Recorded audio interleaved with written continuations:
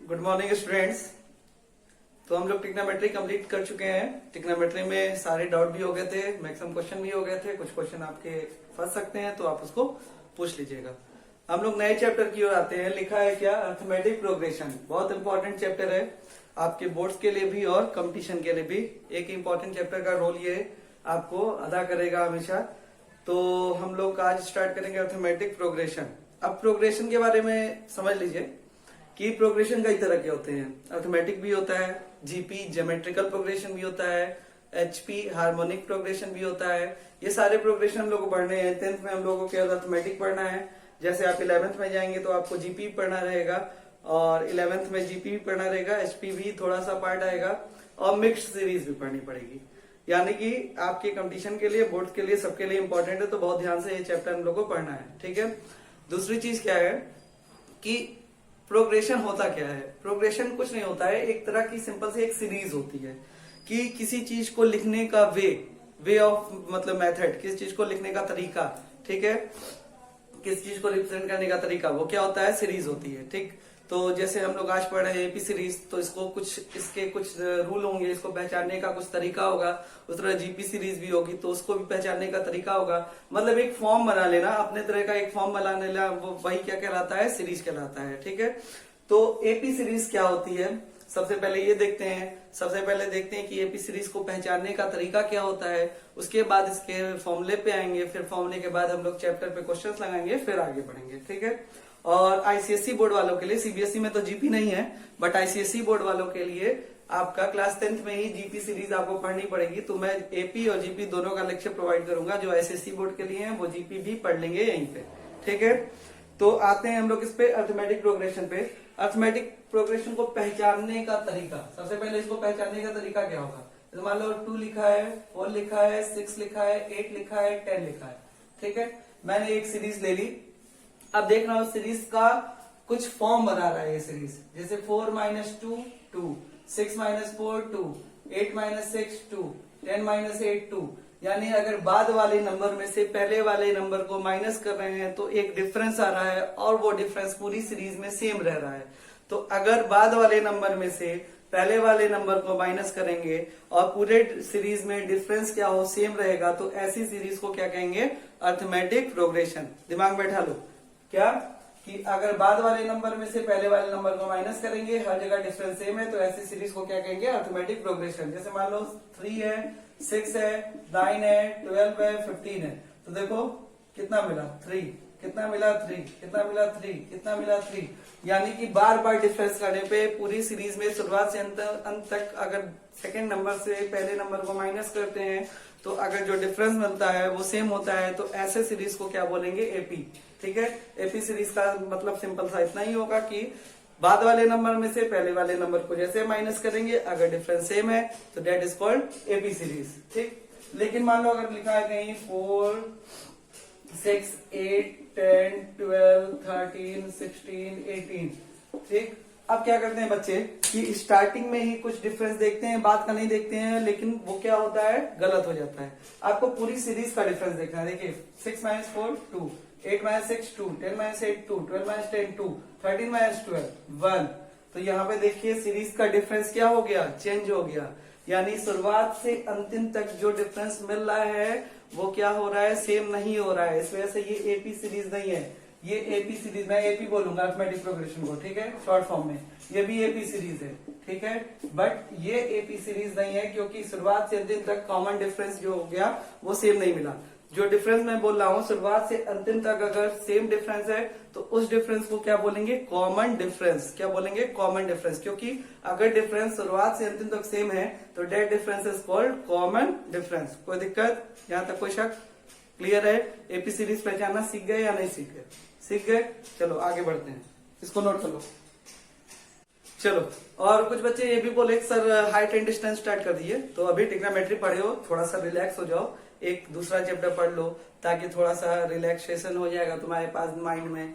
तब हम लोग हाइट एंड डिस्टेंस भी पढ़ेंगे, ठीक। कोई दिक्कत नहीं है, चाहे उसको पहले पढ़ो चाहे इसको पहले पढ़ो, कोई दिक्कत नहीं है। हाइट हमारा ट्रिग्नोमेट्री क्लियर है। ट्रिग्नोमेट्री अच्छे से पढ़ते रहोगे तो हमारा क्या हो जाएगा? हाइट डिस्टेंस भी हो जाएगा, ठीक है। उसको मैं बताऊंगा जब नया चैप्टर पढ़ाऊंगा तब। तो अर्थमेटिक प्रोग्रेशन की बात कर रहे थे। अर्थमेटिक प्रोग्रेशन में पहचानने का तरीका सीख गए, रिकॉग्नाइज करने का तरीका सीख गए कि एपी सीरीज की पहचान कैसे होती है, कॉमन डिफरेंस से होती है। तो अब मुझे लिखना है nth term of an AP series. AP series का nth टर्म क्या होगा, ठीक है। मुझे याद है, मैं लिख दे रहा हूं। देखो, किसी बुक में an दिया रहेगा, किसी में tn दिया रहेगा, तो कंफ्यूज मत होना, ठीक है। किसी बुक में tn दे के ले चलता है, किसी बुक में an दे के ले चलता है, तो दोनों का मतलब क्या हो गया, एक ही हो गया, nth टर्म हो गया। इसका फॉर्मूला होता है a plus n minus 1 into D, ठीक है। a plus n minus 1 into D. पहले इसको प्रूफ भी करेंगे, इसका लॉजिकल प्रूफ होता है, कोई इसका ऐसा प्रूफ नहीं है कि जिसको हम लोग सॉल्व करें। इसका एक लॉजिकल प्रूफ होता है जो बता रहा हूं अभी। उससे पहले जान लो ये क्या हो गया, किसी भी एपी सीरीज के nth टर्म निकालने का formula, nth term of an AP series. तो an इक्वल टू tn, मतलब दोनों का मतलब एक ही, कहीं tn लिखा होगा कहीं an लिखा होगा। a plus n minus 1 into D. a का मतलब फर्स्ट टर्म, a का मतलब फर्स्ट टर्म हो गया, ठीक है। d का मतलब हो गया कॉमन डिफरेंस, d का मतलब क्या हो गया, कॉमन डिफरेंस, ठीक है। और n का मतलब हो गया नंबर ऑफ टर्म, n का मतलब क्या हो गया, नंबर ऑफ टर्म। मतलब फॉर्मूला क्या है, a plus n minus 1 into D, जिसमें d क्या है, कॉमन डिफरेंस, a क्या है, फर्स्ट टर्म, सीरीज का जो पहला टर्म होगा दैट इज फर्स्ट टर्म, और n क्या है, नंबर ऑफ टर्म, मतलब 2 4 6 8 10 कितने टर्म है, 5। तो नंबर ऑफ टर्म कितने हो गए, n की वैल्यू 5 हो गई। 6 टर्म है तो n की वैल्यू 6, 7 टर्म है n की वैल्यू 7, यानी n equal to number of term, d equal to common difference and a equal to first term, ठीक है। ये समझ में आ गया। अब मेरी बात समझना कि ये आ कैसे रहा है, ये फॉर्मूला लॉजिकल फॉर्मूला है, ये आ कैसे रहा है, इसका कोई प्रूफ नहीं है, लॉजिकल है। तो लॉजिकल है तो इसका लॉजिक देख लेते हैं कि ये क्या कहना चाहता है, ठीक। मान लो मैंने एक टर्म लिखा, एक सीरीज लिखी है, एपी सीरीज, पहला टर्म ए है, ठीक है। अब एपी सीरीज बनाना है तो मैं इसमें कुछ ऐसा ऐड कर दूं कि ये एपी बनता रहे। ए प्लस डी लगा दिया मैंने, फिर मैंने क्या किया, फिर ऐड कर दिया a प्लस 2d, फिर ऐड कर दिया d, a प्लस 3d। देखो एपी सीरीज बनानी है हमको, तो दिमाग में बैठा लो एपी सीरीज कैसे बनेगी, जब कॉमन डिफरेंस क्या होगा, सेम होगा। यार ध्यान से देखो, अगर मैं ये पहला टर्म है, दूसरा टर्म है, तीसरा टर्म है, चौथा टर्म है, अगर मैं इसमें से इसको माइनस करूंगा कितना मिलेगा, d। इसमें से इसको माइनस करूंगा, a माइनस ए हो गया, 2d माइनस डी हो गया, d बचा। इसमें से इसको माइनस करोगे, यहाँ भी d मिलेगा, a प्लस 4d, इसको नोट कर चुके हो, मैं रफ कर दे रहा हूँ, a plus 4d, a plus 5d, ठीक है। इस तरह से जितने भी टर्म लोगे, देखो सबके बीच का जो कॉमन डिफरेंस मिलेगा वो d मिलेगा। ध्यान से देखना, इसमें से इसको माइनस करो d, इसमें से इसको माइनस करो d, इसमें से इसको माइनस करो d, इसमें से इसको d, इसमें से इसको d, यानी ये एपी सीरीज तो बन रही है। इतना क्लियर है, कोई दिक्कत, एपी सीरीज हमारी बन रही है, यहाँ तक कोई दिक्कत नहीं है। दिमाग में एक चीज बैठा लो कि a हो गया, एक d जोड़ दिए, a प्लस डी एक जोड़ दिए, और a प्लस 2d, मतलब ऐड करते गए तो ये एपी सीरीज बन रही है। तो मैं बात ध्यान से सोचो कि पहला टर्म है उसका मतलब a है, दूसरे टर्म में d है, तीसरे टर्म में 2d है। ध्यान से देखना, पहले टर्म की बात कर रहा हूं तो कोई d नहीं है, दूसरे टर्म में एक d, मतलब एक कम, दूसरे टर्म में एक d, तीसरे टर्म में कितना हो गया, 2d। तीसरे टर्म बोल रहा हूं, तीसरा टर्म, लेकिन d कितना आ रहा है, 2, ठीक। बोल रहा हूं 4 टर्म, लेकिन d कितना आ रहा है, 3। बोल रहा हूं 5 टर्म, d कितना आ रहा है, 4, एक कम आ रहा है, देख लो हर बार। और बोल रहा हूं 6 टर्म, d कितना आ रहा है, 5। बोलूंगा 10 टर्म, d कितना आएगा, 9। बोलूंगा 12 टर्म, d कितना आएगा, 11। बोलूंगा 20 टर्म, d कितना आएगा, 19। तो इस तरह से हर टर्म में एक d कम आ रहा है। तो अगर मैं इसका nth टर्म बोल दूं, इसका nth टर्म बोल दूं, तो अगर nth टर्म की बात होगी तो d कितना कम आएगा, एक कम आएगा ना। nth टर्म में कितना कम आएगा, d एक कम आएगा। जैसे एक टर्म बोले तो कोई d नहीं था, 2 टर्म बोले तो 1d, 3 टर्म बोले तो 2d, 4 टर्म बोले तो 3d, 5 टर्म बोले तो 4d, 6 टर्म बोले तो 5d, 7 टर्म बोले तो 6d, मतलब हर बार एक d कम आ रहा है।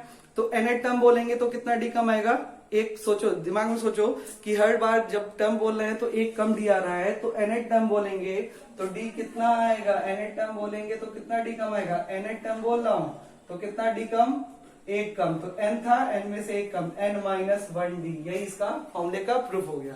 समझ में आया। देखो 4 term 3d, 5th term 4d, 6th term 5d, 8th term 7d, 12 term 11d, 13 term 12d, 25 term 24d। तो nth टर्म n में से एक कम, यानी a plus n minus one into D, क्योंकि a तो हर जगह सेम ही था, लेकिन क्या चेंज हुआ, d के साथ वाला। तो nth टर्म बोले तो n से एक कम क्या होता है, n माइनस वन, n से एक कम क्या होता है, n माइनस वन।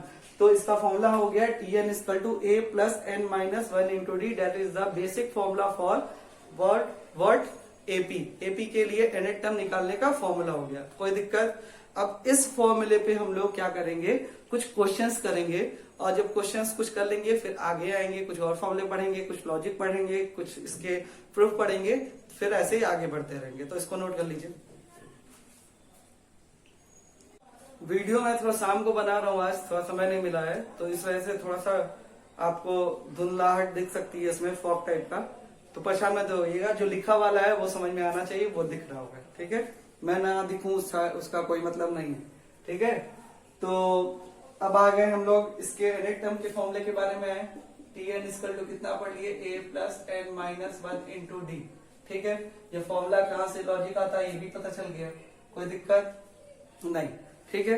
तो एक क्वेश्चन की तरफ आते हैं, आसान क्वेश्चन से चलते हैं, ठीक है।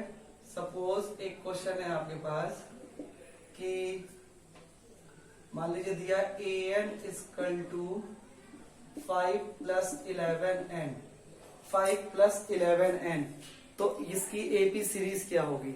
आपके पास दिया है an equal to 5 plus 11n, तो एपी सीरीज क्या होगी।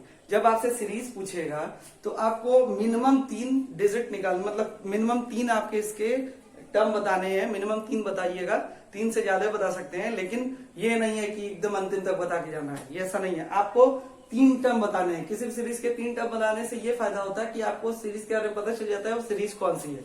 2 टर्म से आपको सीरीज का मतलब आप पता नहीं कर पाएंगे कौन सी सीरीज है। मिनिमम 3 टर्म निकालेंगे तो पता चलेगा ये कौन सी सीरीज है, ठीक है। en या tn दोनों लिख सकते हैं, कंफ्यूज मत होइएगा। tn या an बराबर दिया है 5 plus 11n, then find series, find AP series, या एपी सीरीज नहीं बोल रहा हूँ, फाइंड सीरीज बोल रहा हूँ।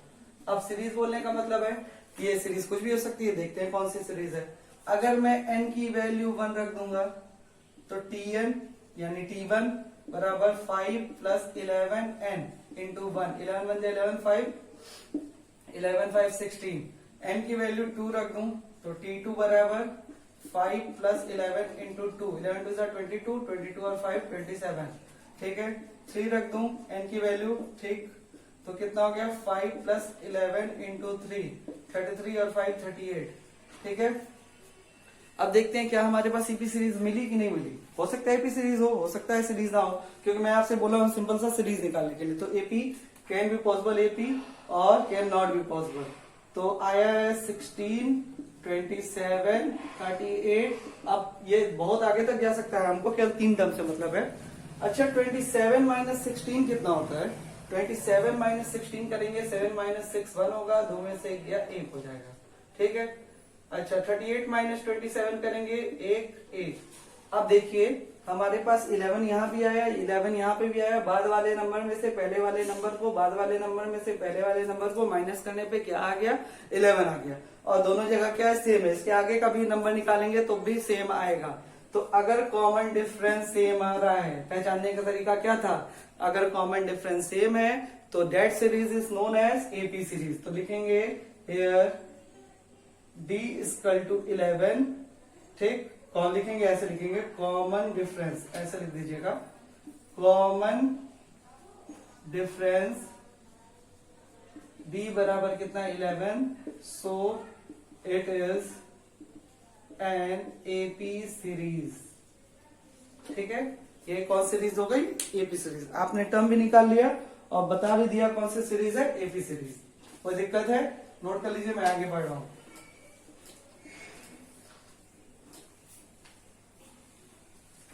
ठीक है, छोटे छोटे क्वेश्चन से चलते हैं, सारे क्वेश्चन किया जाएगा।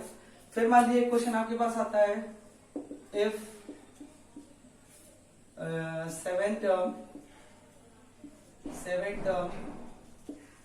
ऑफ एन एपी इज कितना 14 एंड 12 टर्म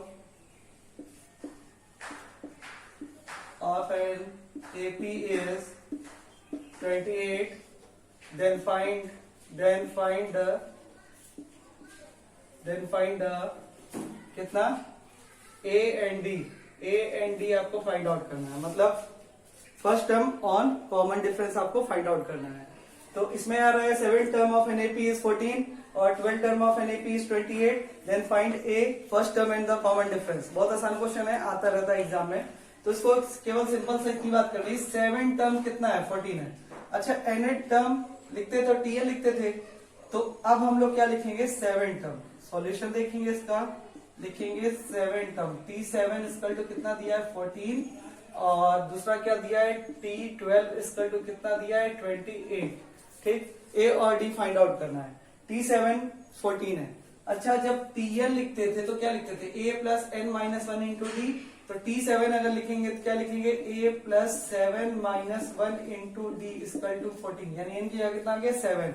इसको सॉल्व करते हैं, A plus 6D equal to कितना आ गया 14, इक्वेशन नंबर 1। कोई दिक्कत? दोबारा क्या दिया हुआ है T12 का मतलब फिर से A plus 12 minus 1 into d equal to 28, तो A plus 11 d equal to 28, equation number 2 आ गया। अब बचपन से दो इक्वेशन सॉल्व करना जानते ही हो, एक्स और वाई में करते थे, आज ए और डी में करना है। तो हमारे पास दो इक्वेशन है, दोनों इक्वेशन को नीचे नहीं लिखना हो, दिखाई नहीं देगा, ऊपर में आ रहा हूं, देखना ध्यान से। तो अगर आपके पास दो इक्वेशन है A plus 6D equal to 14, दूसरा इक्वेशन है A plus 11D equal to 28, ठीक है। अब मैं दोनों इक्वेशन को सॉल्व करूंगा जैसे एक्स और वाई को सॉल्व करते थे, ठीक है। तो अब क्या करेंगे, दोनों इक्वेशन को माइनस कर देते हैं। इक्वेशन यहाँ पे लिख देना, equation 1 minus equation 2, equation 1 minus equation 2 करोगे तो यहाँ माइनस, यहाँ माइनस, यहाँ माइनस, इसकी कहानी खत्म। 6 माइनस 11 कितना हो जाएगा, माइनस का 5, और 28 माइनस 14 माइनस का 14, माइनस से minus cancel, d equal to 14 upon 5। डी की वैल्यू कितनी आ गई 14 अपॉन 5। अगर डी की वैल्यू किसी भी एक इक्वेशन में पुट कर देते हैं तो किसकी वैल्यू आएगी, एक ही आ जाएगी। जैसे y की वैल्यू आती थी किसी एक इक्वेशन में रख देते थे तो x की वैल्यू, या x की वैल्यू आती थी किसी इक्वेशन में रख देते थे तो y की वैल्यू। तो d की वैल्यू किसी भी इक्वेशन में आपका जिसमें मन हो, ठीक है। आज कौन सा दिन है, याद है किसी को? होगा वेडनेसडे, थर्सडे, जो भी होगा, रख लेते हैं किसमें 1 में। तो putting d equal to 14 upon 5 in equation 1। Equation 1 में पुट करते हैं तो a प्लस 6d बराबर कितना है 14, तो d की वैल्यू रखते हैं 6 इंटू 14 अपॉन 5 इक्वल टू 14, ठीक। 14 6 जा 84 अपॉन 5 इक्वल टू 14, तो a इक्वल टू उधर ले जाएंगे 14 माइनस 84 अपॉन 5, ठीक। इसको सॉल्व करेंगे, 14 5 जा 70 माइनस 84 एलसीएम लिया हो, ये सब आता है और आना चाहिए आपको। तो d इक्वल टू कितना आ जाएगा, ठीक, माइनस 14 अपॉन 5, ठीक है, माइनस का 14 अपॉन 5। कोई दिक्कत, कोई तकलीफ? कैलकुलेशन देख लीजिएगा अपने हिसाब से। तो एक चीज समझ में आ गई कि अगर ऐसा कोई क्वेश्चन दिया रहेगा तो हम लोग केवल वैल्यू लिखेंगे और वैल्यू के अकॉर्डिंग हम लोग स्टेटमेंट के अकॉर्डिंग सॉल्व करते जाएंगे, ए और डी की वैल्यू हमारी आ जाएगी। कोई तकलीफ तो नहीं होनी चाहिए यहाँ तक, ठीक है। धीरे धीरे इस चैप्टर को पढ़ेंगे, यहाँ तक हमारी चीजें क्लियर हैं, ठीक। एक क्वेश्चन मैं दे रहा हूं, उसको करके आइएगा, फिर बात किया जाएगा। इसको नोट कर लीजिए पॉज करके, मैं आगे बढ़ रहा हूं। मैं कुछ नहीं करूंगा, मेरा काम तो आसान है, आपको पेन से लिखना है। 16 term of an AP is 32 and 28 term of an AP is 98. Then find the A and D. आपको A और D की वैल्यू निकालनी है, ये आपका होमवर्क रहेगा। क्लियर है? इसको करके आइएगा, होमवर्क मुझे बता दीजिएगा। आंसर आ गया है तो मैं आगे स्टार्ट करूंगा। आज के लिए इतना ही, क्योंकि थोड़ा समय हो गया और आज थोड़ा बिजी शेड्यूल हो गया था, तो उसकी वजह से आज इतना ही वीडियो आपको प्रोवाइड कर रहा हूँ। आगे कल बात करेंगे। Thank you class.